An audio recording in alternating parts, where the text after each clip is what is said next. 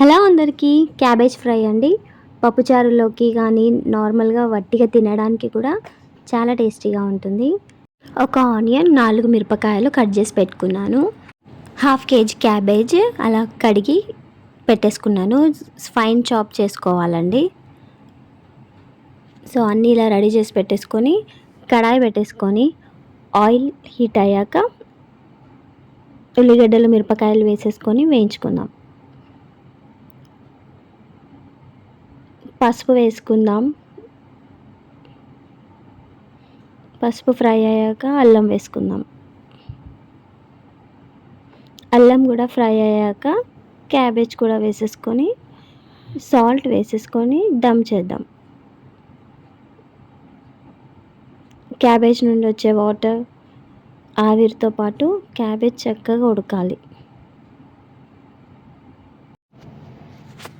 So అల్లం వేగాక cabbage వేసుకున్నాక ఉప్పు వేసుకుంటున్నాను.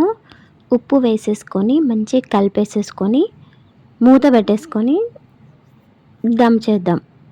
అంటే వాటర్తో పాటు ఆవిరితో పాటు అది ఉడికిపోతుంది క్యాబేజ్. సో ఉప్పు, పసుపు అవన్నీ పట్టేటట్టు క్యాబేజ్ని మంచిగా కలిపేసేసుకొని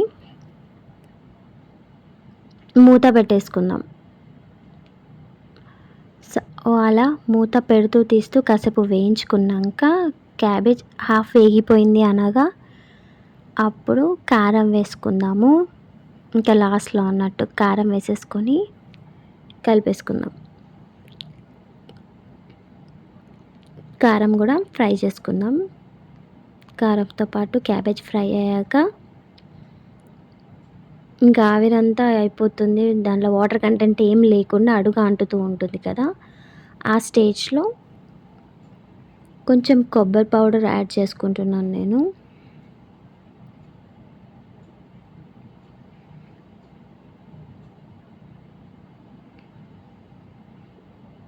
లాస్ట్లో ఇట్లా కొబ్బరి పౌడర్ యాడ్ చేసేసుకొని కొత్తిమీర ఆకు యాడ్ చేసేసుకొని కలిపేసుకొని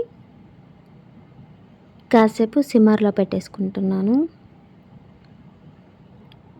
మంచి కలిపేసుకొని కొన్ని సెకండ్స్ అట్లా సిమ్మర్లో పెట్టేసి